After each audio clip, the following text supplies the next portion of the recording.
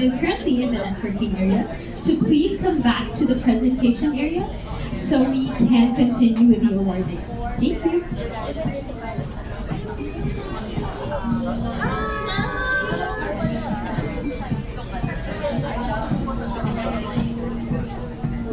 I know you're enjoying our nice food, refreshments, but we'd like to request everybody to join us over here. Thank you.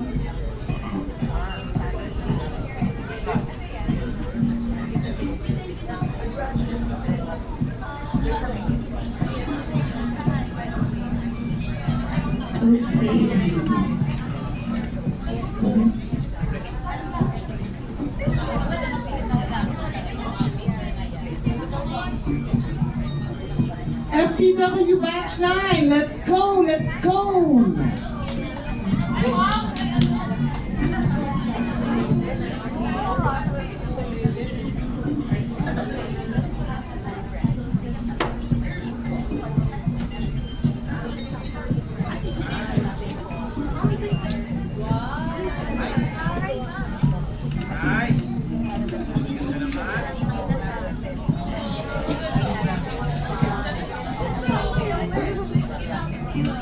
Batch 9, hello.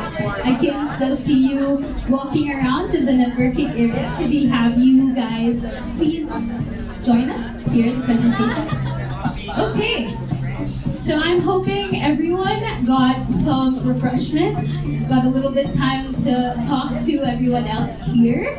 I would just like to introduce, you've been seeing me all afternoon, but let me just introduce you again, the AVP of and head of the branding and marketing, branding and communities of PLDT. Yes. Oh my God. That I had an introduction earlier, but I was so excited listening to all the capstones. Promising, potential is there, powerful, right? Woman power? Energy? Yes! Ayan. So we are going now not to delay anything this afternoon, the fun part. We'll pass it on to Kara to open the important segment for this afternoon's affair. Thank you everyone. We're coming toward, first of all, Batch 9, tapos na yung capstones niyo! You're ready to go! Lizzie was telling me earlier, we were having a look at all the PLDT execs there listening to you, and I saw a lot of nods. I saw a lot of, so hopefully that will translate into some good news very soon for all of you. And we couldn't be happier with the results because you all did so well. Well done, Batch 9, well done. Okay, now comes to the inspirational part also of our day, wherein we're going to invite keynote speakers to give us some ideas of the journeys they've gone on themselves and some things they've learned in their life and career journeys. First, we have Gina P. Ordonez, or GPO, as she is known to her colleagues, who serves as the Chief People Officer and Senior Vice President at PLDT. So, someone who's, you have to impress more than that, might be coming later, but she's pretty much up there. So, thank you so much for supporting us from the beginning, Gina, and for coming today. She has a significant role, as you know, in shaping the company's human resources strategy. Gina is also a member of the International Coach Federation and the Asia Pacific Alliance of Coaches, showcasing her commitment to professional development and coaching. No wonder she firmly believes in transformative education and career mobility. And FTW has been the direct recipients of this belief. Thank you so much, GPO. Let's welcome our PLDT sponsor, Gina P. Ordonez. Thank you very much, Kara. So, good afternoon, everyone. Welcome. So excited. Batch 9, FTW, all presentations are impressive. What I take away from that is data science can be simplified. It's something that's so practical, something that we need to understand and take advantage, and it's an opportunity for each and every woman out there. So, women power is key. For a while, I was telling Esther, our president for PLDT and Smart, that initially we wanted the guests to all be women. But then there is inclusion in diversity. So of course we love our male counterparts, and especially our new IT head, Gilberto. And of course, thank you, Audrey. So first of all, I'd like to congratulate our 30 graduates. Good job. Good job. Cara explained earlier that 14 weeks ago, you have different levels of understanding of data science, but you all came across knowing exactly what you were talking about. The story was clear, the data accurately used, and the judges, thank you very much for emphasizing the strengths and the areas that you really wanted to clarify. But overall, the 30 graduates passed the session today. Okay? So congrats to all graduates. We're proud of you, and we look forward to actually hearing about you and still connecting with you as to how you can bring your data science knowledge and use it for the community and on a positive way, favorable way. Because there's also that side of data that points on ethics. So we learn about that as we go along, but that's important as well. So for me, I'm currently the HR head of PLDT Smart. And prior to that, my journey has been long and very, it was a learning journey for me. So far, I've been to 5 industries, and I experienced more or less 7 to 8 jobs that were adjacent. So I started off with the airline industry, doing frontline, and moved to banking, and stayed there longest. And I think in the airline or even in the banking, it's important for me to understand information and use it in the way I explain to customers, or even I explain to my bosses what I'm working on and how I'm problem solving. So even during those days, information was key. So when I moved from the financial industry, I chose to go to healthcare. And because I'm challenged by the possibility of still using my stock knowledge in using information in a very different industry. What I realized is that the hospital is the most complex because of the emotional part of working in that environment. And while airline would be more fast-paced and talking to customers, looking at losses of baggage and cargo, when you move into the banking side, it's very financial in nature. You have to know exactly what the interest rates are, the products, and talking about reconciling issues about credit cards, loans, etc. And there was an emotional part there, which is really the skill of dealing with customers and dealing with your colleagues. But when you get to the hospital setting, you deal with the medical practitioners. There's a protocol they follow, and the only way you can actually work with them is to understand what they're doing and to be able to speak their language, not to the extent of the technical part of what they do, but really to adapt to the environment, and still use information when you talk to them. So when I was talking about when you go into the healthcare, the first instance was because I came from an operations role in banking. So when I joined the hospital group of MVP group, I was with Makati Med. What we introduced was really more of the process flow, cycle time, turnaround. How long does it take for you to go through the ER, primary, acute, the flow. So it's an engineering approach to how you administer the flow in the hospital. How fast can you attend to the customers? How can you optimize the equipment? How many OR beds do you have, and are you actually getting the right materials when you have surgery?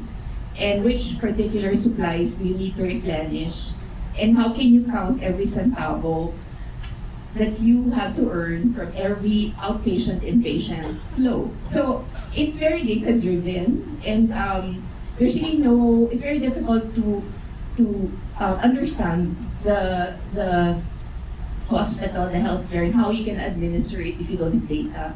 So moving from that side, from the healthcare side, I actually moved to the BPO industry because I felt that companies are beginning to outsource. Companies are beginning to complement their organic workforce by the use of partners whose core competency are in different facets. No, it could be warehousing, could be call center. So there was really an expanded thought around how do you manage a company, how do you manage an organization. So when you look at those different industries, and finally, of course, telco, and I've always been operations and service quality, and through the previous experiences, I'm not an engineer, but I'm an environmental planning graduate, which is like 30 years ago, and it's only now that we're talking about ESG. But anyway, at least we're doing something about the environment. So when I go back to that, I just had to adapt to the opportunity of learning Six Sigma, management, quality, and I felt like those are things that I need to embrace as I go along. And when I went to the different industries, I just kept on embracing all the things that I can learn. And I think I just believe in the principle that the only thing that's constant in the world is change. And if we deal with change and we ourselves internalize that change, then it will be very easy to deal with unstructured problems and think through insights around how do you problem solve and how do you face the crisis we have now, climate change, the recent typhoon, how can we be resilient and rise above and innovate in terms of how we deal with situations. So the best is really for you to continue learning. That's what I believe in. That's what I want to share. And I feel so happy listening to the presentations.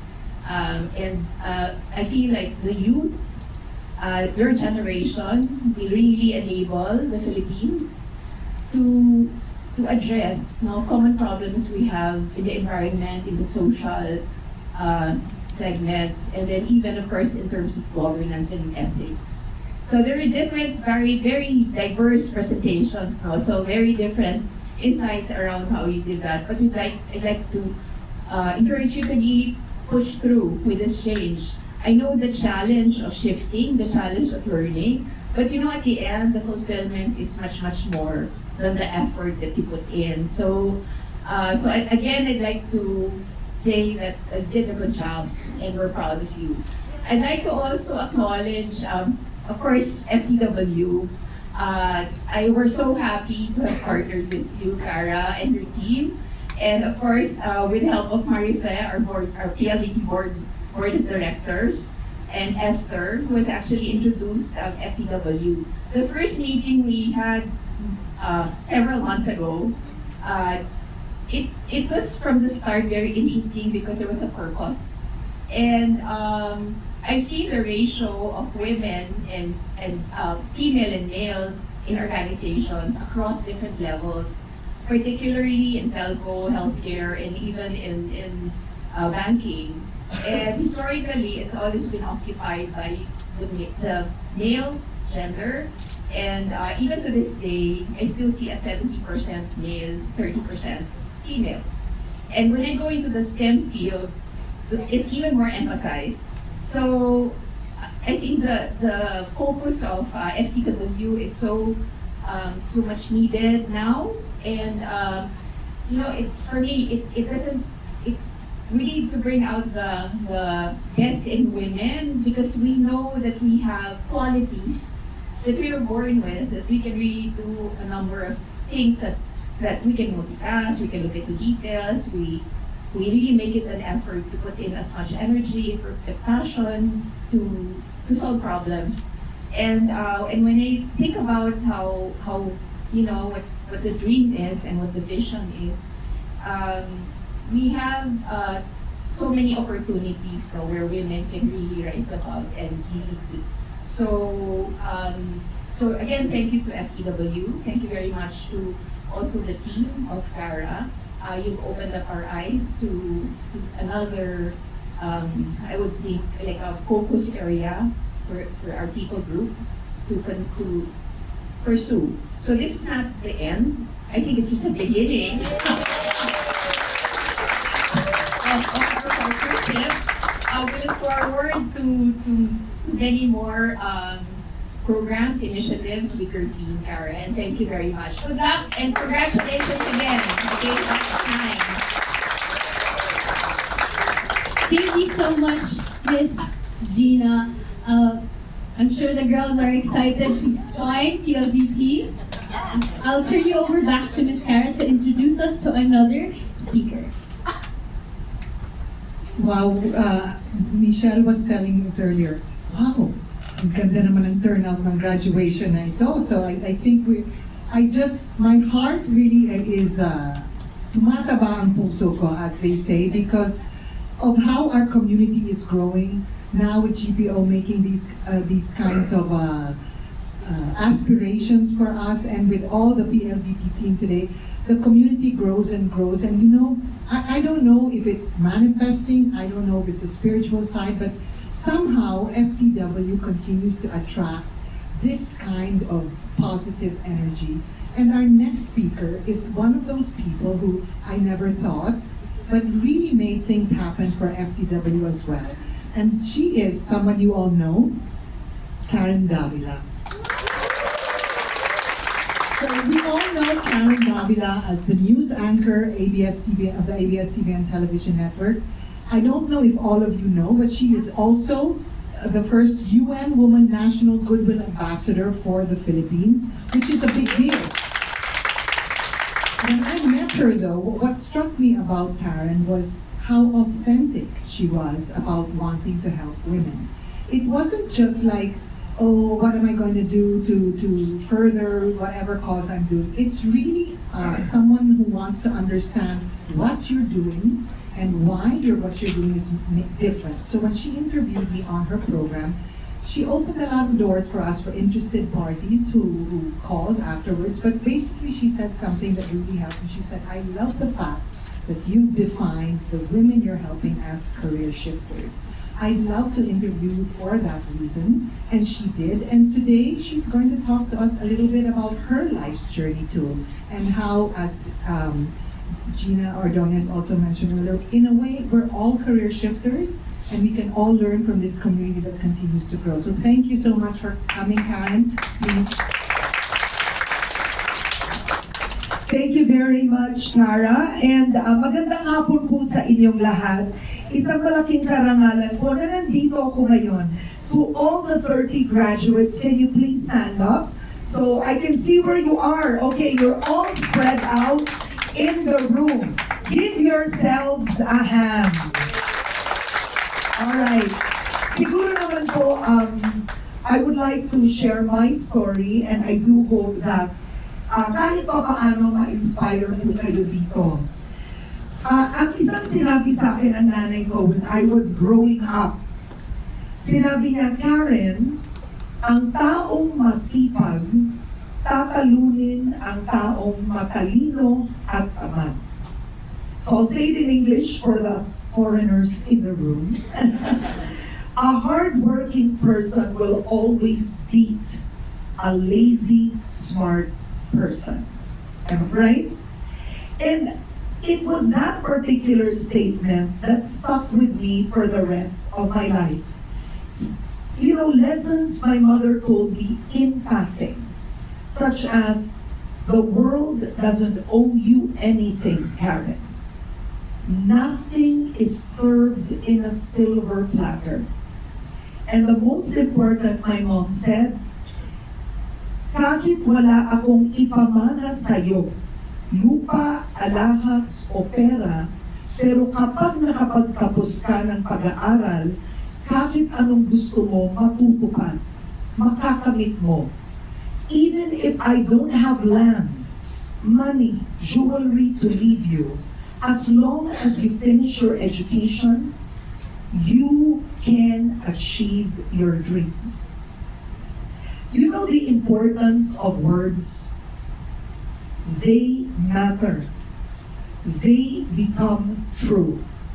I'm turning 54 years old, and all I can share with you is what I believe has made me successful, which I think you should all, in a way, hopefully take home with you. Number one, ang puhunan nyo lang ay ang sarili ninyo. Do you know what that is? The only asset you have is yourself.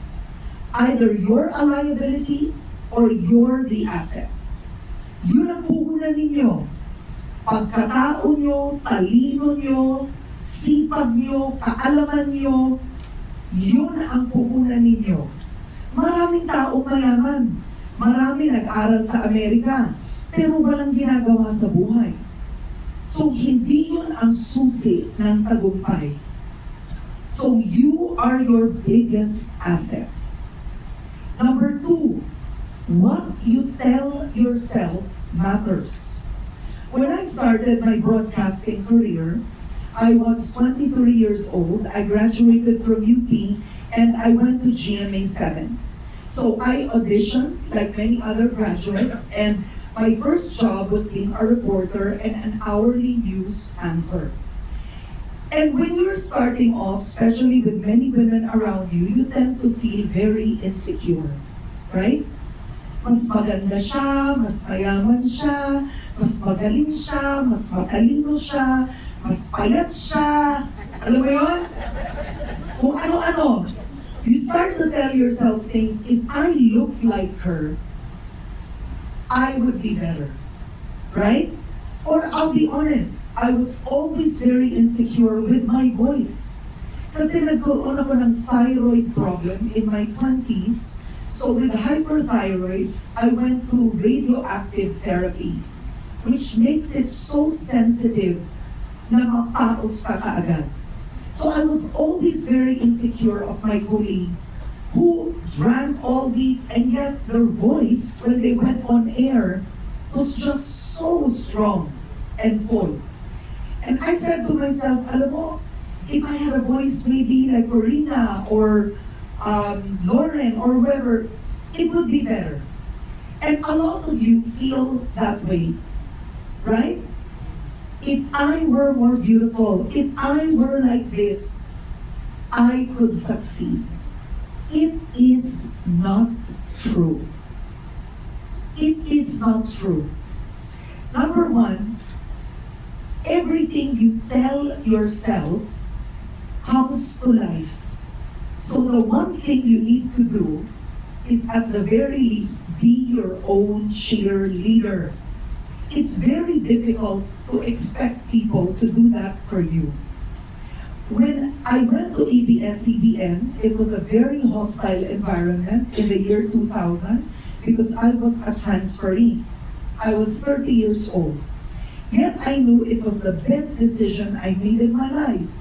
I believe hindi ako magiging si Karen Davila if I did not move to ABS-CBN. But it was what they called the playing field for the big boys. And it's the same maybe with Smart and Glow, right? You're entering a bigger playing field.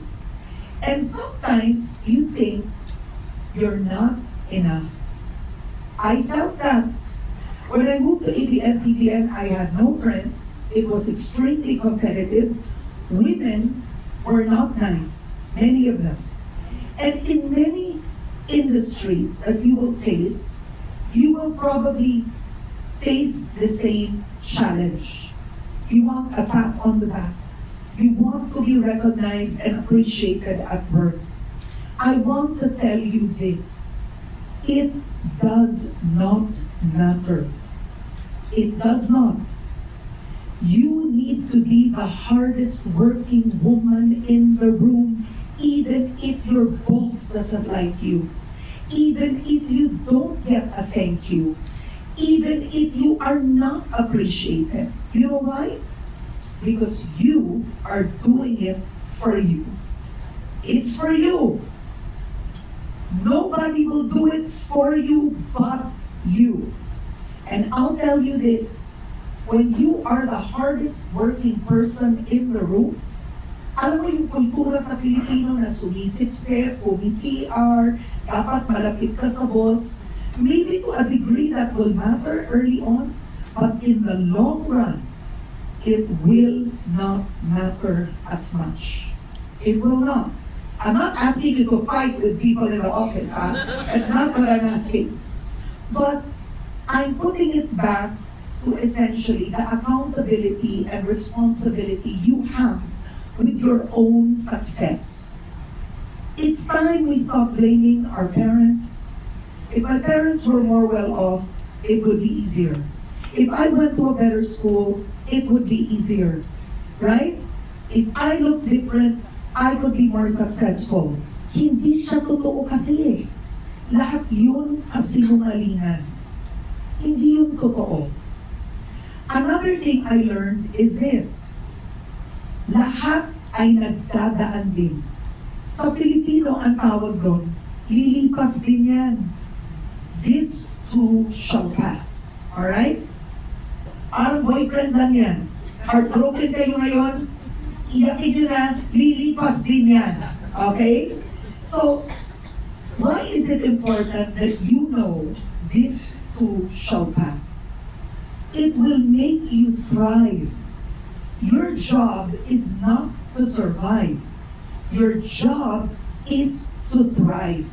In the hardest of circumstances, you need to be that vessel that cannot be broken. Alam niyo ba, ang babae mas malakas sa lalaki. Dahil ang totoo, nanganganak tayo. May kapasidad tayo manganak. So, ginawa tayo bilang tao na lahat ng hirap sa katawan, mas kaya lang nating pagdaanan. Diba?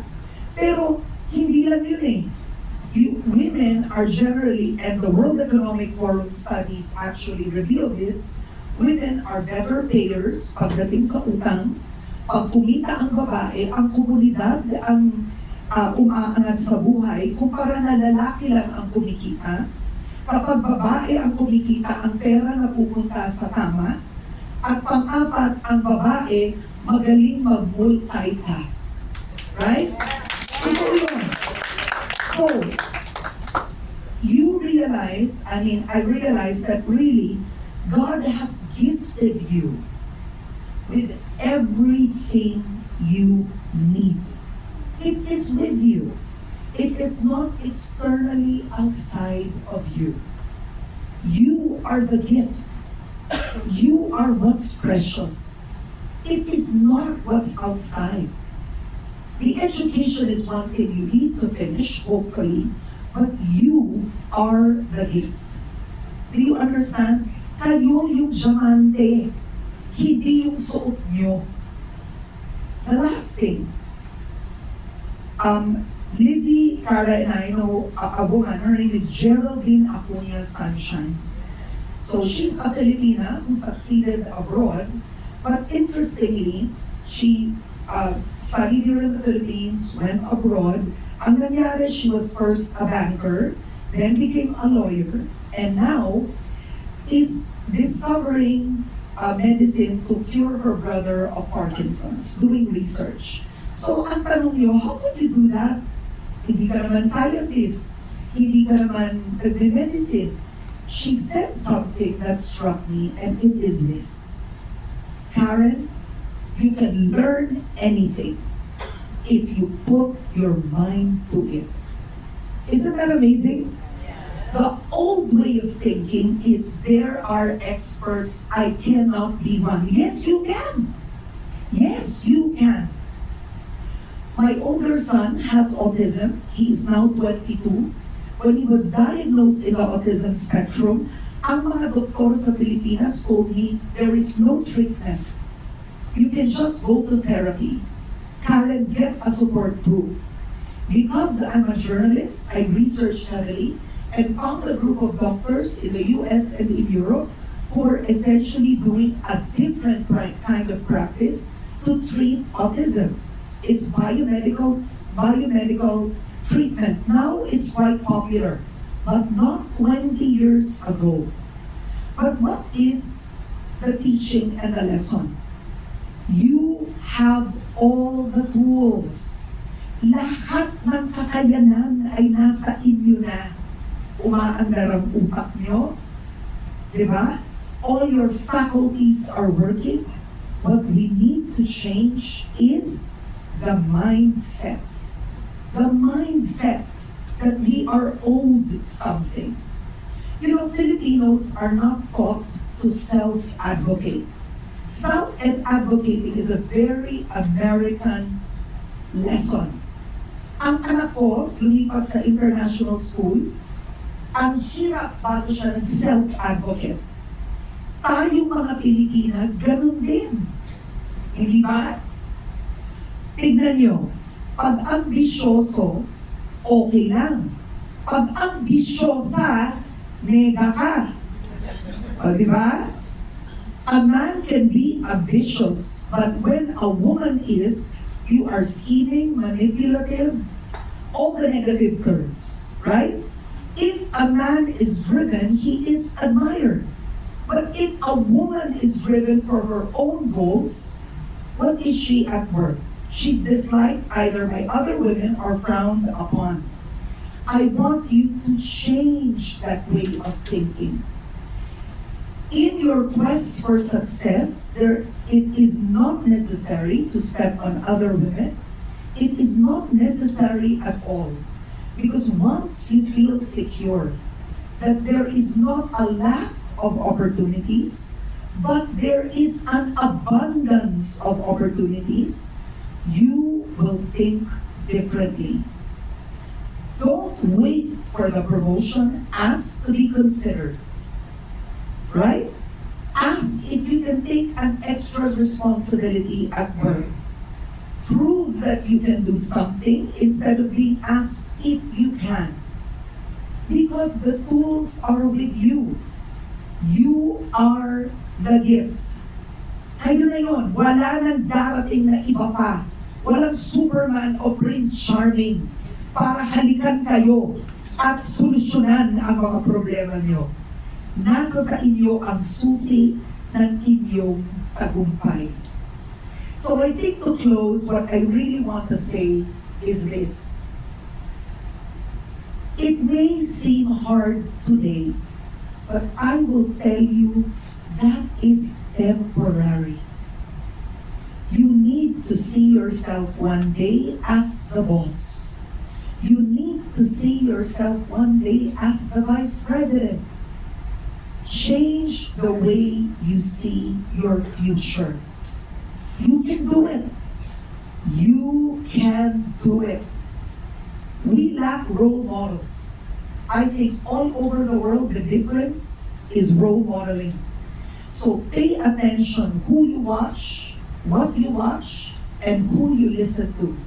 The mind can only take so much. Kapag basura sa TikTok, parang awa nyo na, huwag nyo na panoorin. Diba? Tama na.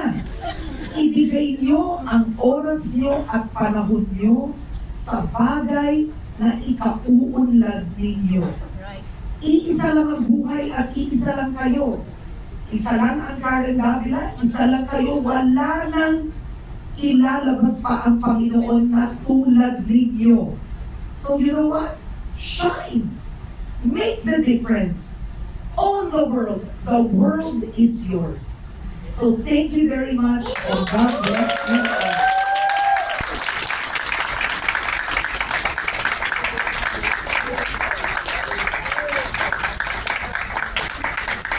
Okay, thank you so much, Miss Karen. Actually, Wow. yes, wow, indeed.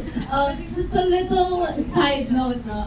I'm actually feeling really giddy right now because as a little girl, I would tell my mom, gusto ko ganun din. And it would always be Miss Karen Davila there doing her nightly news. So I'm really happy right now to be in the same room I can feel it since our Starbucks warm-up Yes. for this preparation. And we are now moving into the next part. Yes, very exciting. I would just like to call on our judges so we can do our awarding. Let's start with. And we also would like to call on Ms. Carol Wilson. Her Novella, if you can join us, please.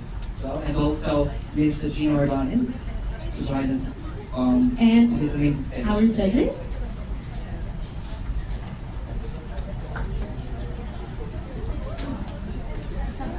The next part will be, we are going to award 3 categories, exciting, big potential and power, data science women. Okay, so we've been given the privilege, together with Gilbert and Sherwin and I, to award the Best Capstone Award, sponsored of course by the Smart and PLDT Foundation. It's bestowed upon the capstone team, chosen by the judges, that best displayed a well-rounded package of the core skills essential to a data scientist: math and statistics expertise, computing and modeling competency, domain knowledge, and of course, presentation skill. The team has shown committed effort, strong teamwork, and willingness to be bold and emphasize on the bold with its insights and recommendation. It is our pleasure as the judges to announce the winner of the Best Capstone Award to Team Pinpoint.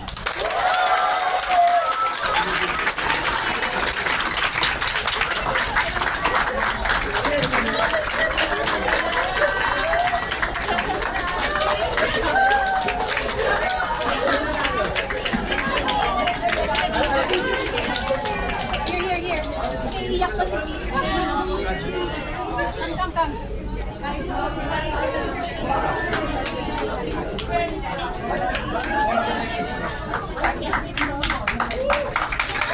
We'd like to request everyone to stay out at the front for a photo taking with the team.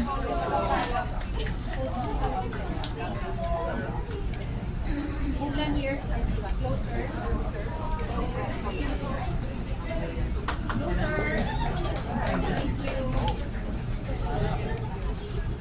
Pwede po, tingin muna po lahat dito. Smile. Thank you. Yes, 1, 2, 3. Next po. Okay, 1, 2. Please would like to request everyone to remain on stage. And for the second award, we'd like to call in Ms. Michelle Alcantara, co-founder of FTW founder.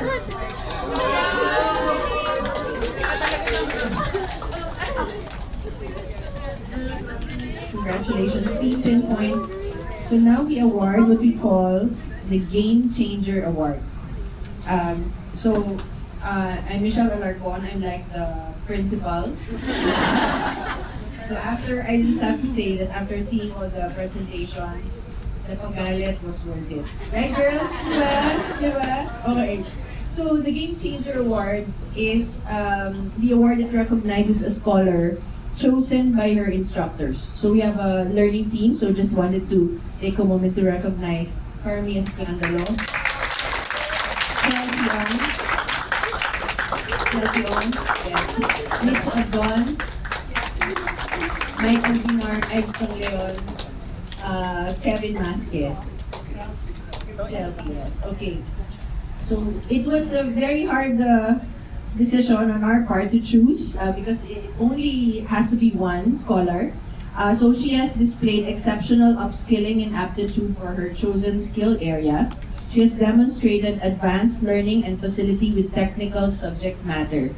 She has also shown outstanding soft skills, including presentation, teamwork, and professionalism. She is a role model for other scholars and an embodiment of FTW's world-class standard. Okay. So the Game Changer Award for Batch 9 2024 is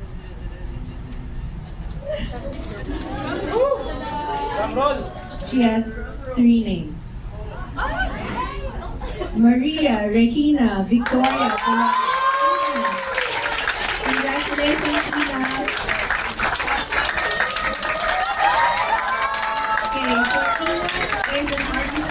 and changed her career to data science. Congrats, Mia.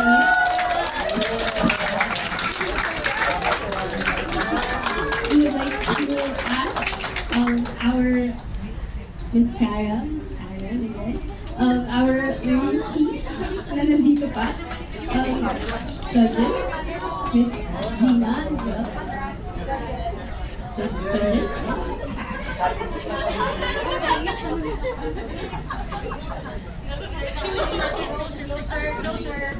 Saan muna dito? Tingin muna po dito. Thank you. One, two, three. Thank you, Michelle, and everyone, and congratulations. We're moving to the final award for this afternoon. Okay, for our last award, let's have Miss Kara announce. Okay, again, congratulations. Congratulations. Okay. The next is the FTW Above and Beyond Award. This recognizes a scholar chosen by her peers who has served as the voice of her class. She has not only excelled in her responsibilities as a scholar, but has enriched the experiences of her fellow scholars through works of leadership and dedication to FTW. Her contribution stands as an example to others and is a meaningful driver of the program's success.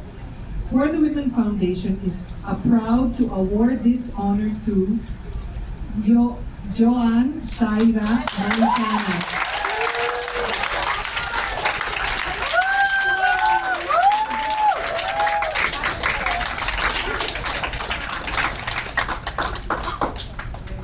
Can we ask Miss Michelle, Miss Karen, judges, sorry, again.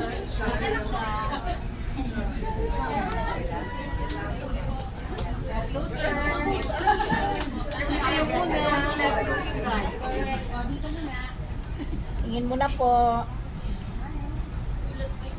Thank you. Okay, one, two, three. Phone ba yan?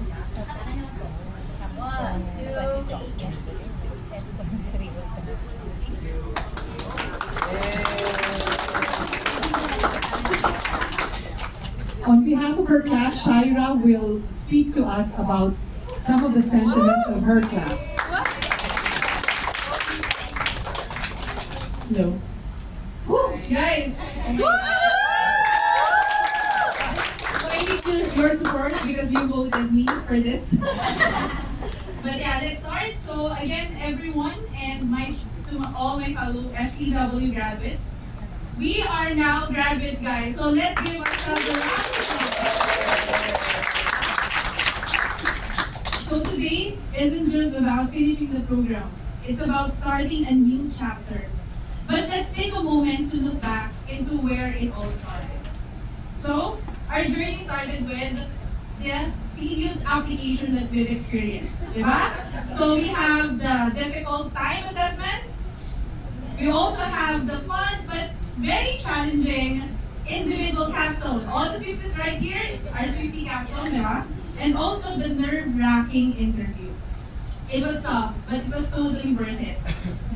As we later learned from industry experts from the field. From a pool of 1,300 applicants, lagi nga sinasabi ni Iskala, imagine that big of a number, di ba? Only 30 were selected. And we are those chosen 30. So palapang ulit natin naman sa why just be part of that program, di ba? They saw the potential in us. And if we're going to look back on the first day that we've met, it was on May 4, 2024. I can still remember meeting our co-scholars, our mentors, and the founders themselves, Ms. Cara and Ms. Michelle. So I was really surprised that I learned that I will be working with and teaming up with ladies from different fields. Okay, so ito na yung mga raise of hands natin ha. Those fields coming from the engineers. Yung mga engineers natin, yes, let's give them a hand. Also, we have from the mathematics, or our mathematicians. Yes, Lisa.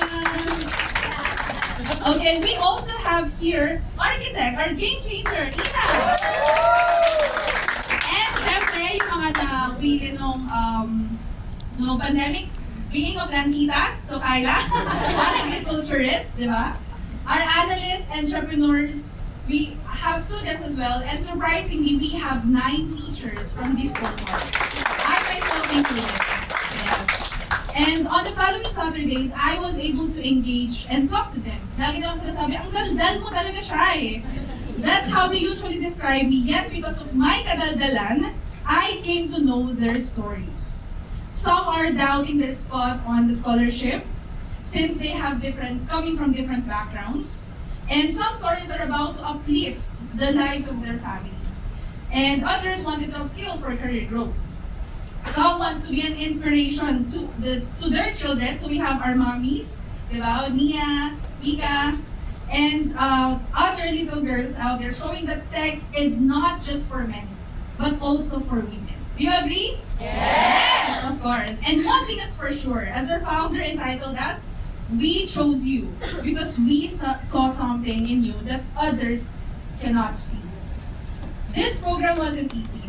Let's remember those intense Saturdays, diba? Filled with lectures, workshop, and then cold challenges in the afternoon. And then we'd go home and get impressed. Why? Because we spend the rest of the week finishing the data. Yeah, we all know that. It's our preparation for the next Saturday. So it really helped us, di ba? Pero juggling work, studies, and personal lives wasn't always a breeze. But here we are, a testament to our perseverance and dedication. FPW gave us something far more valuable, the confidence and skills to compete in this competitive field. We learned to use software tools and analyze data with the best of them. Yes, we traveled as far as Baguio, yes, Ayla, from the north, and we also from Zambales right here. Janelle, and Cagayan, pinakamalayo namin, si Cherry. Yeah, and down the south, we have Cavite, Laguna, and Cagayan de Oro. Where is Berlin? Ayun, di ba? So we came from, di ba, the different parts of the country, and it just show our commitment and grit, proving that distance is no obstacle to our pursuit of knowledge. Okay, second page. Also, let's not forget the highlight of our experience. Can you guess what that is? Yes, the epic capsule, guys! And we are finished right now! Woo! And let's remember all those nights working on the capsule. If before you are talking to your boyfriends, diba, in the late night, but because of the capsule week, diba, the intense capsule week, we always have late night talks with our group mates. Okay? Sila lang na bagong natin. And those late nights, fueled by coffee and determination, push us to our limits. We not only mastered modeling and analysis, but also built incredible bonds with you guys. So yeah. Looking back, the journey wasn't about learning technical skills, it was defying stereotypes and proving that women can also excel in the tech industry. But today isn't just about the past, it's about the future. Now guys, armed with our FTW certificate to be given later, and newfound expertise, we can confidently pursue careers as data analysts, data engineers, or even junior data scientists. Yes! The possibilities are endless, guys. And FTW, thank you so much to FTW, because FTW has empowered us that women, again, can excel in any field, especially in tech. FTW also instilled in us to believe in ourselves, because we are here for a reason. Who knows, maybe one of us will inspire other aspiring women career shifters by becoming mentors as well. Diba? Let's see. FTW has given us hope and a second chance and a fresh start to restart, diba, our careers, making us prouder and stronger than ever before. So with heartfelt gratitude, I want to take this moment to thank all the incredible women behind FTW and the dedicated learning team. Let's not also forget our amazing instructors and capstone mentors who guided us every step of the way. Thank you so much. And we're also immensely grateful to SMART and PLDT, of course, for making this program possible. Thank you so much po. Your generosity, coupled with your unwavering support to us, has been instrumental to our success. So SMART and PLDT truly embodies a commitment to empowering women, and we're honored to be part of their journey. Lastly, syempre, ang huli kong papasalamatan, are you guys familiar with Beanie? Yes! Yes, Beanie! Diba? FTW has them too! And these are the 30 Beanie members of this batch. Kayo naman natin mga Beanie members! Sige, sasaya promise. Okay, we also have Beanie Maloy, Beanie Sheena, and Beanie Mika. And thank you for sharing this journey with me and for the encouraging pep talks like, you can do it and we'll graduate together.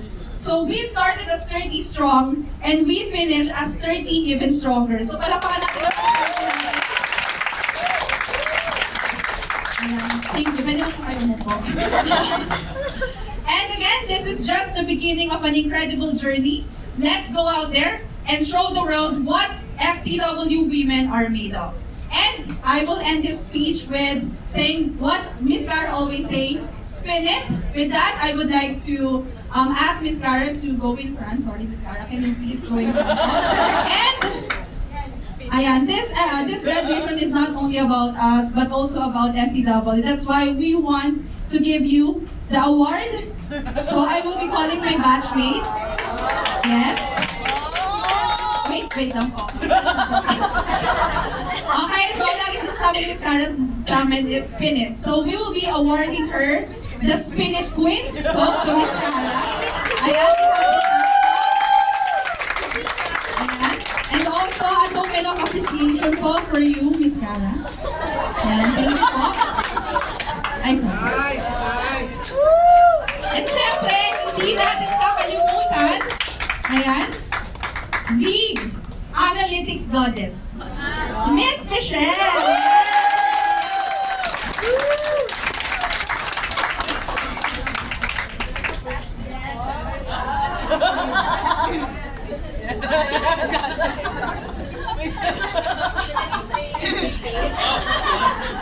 And syempre, also, the women behind this, the pillar of support, we give this to Miss Rox!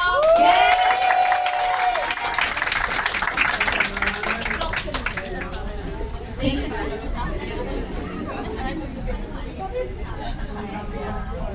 Also, syempre yung medyo like always giving us the game and all, our tech game master, Miss MV! Lagi ako.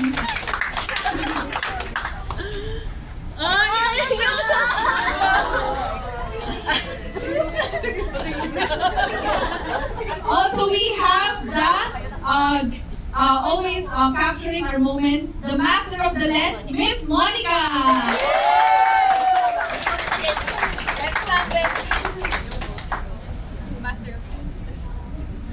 And syempre, always there to cheer for us. Sino kaya? Miss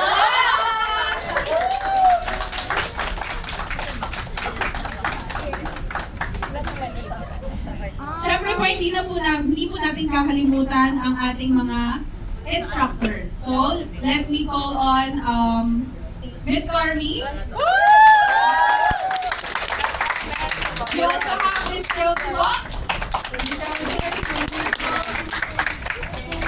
Miss Mitch. Miss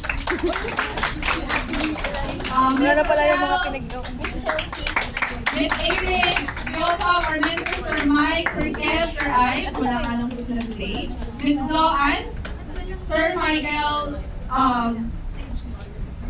Miss Angel po, and of course, Smart and PLDT po, we also have tokens for you po. Opo, ito pa.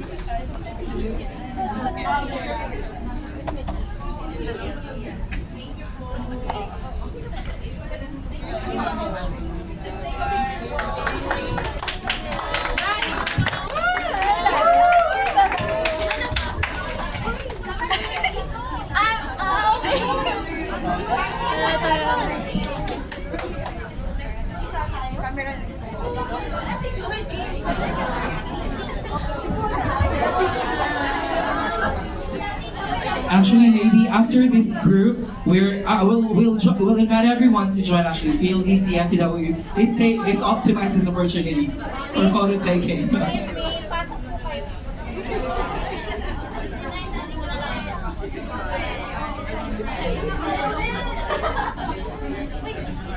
Tingin muna po dito sa 1, 2, 3.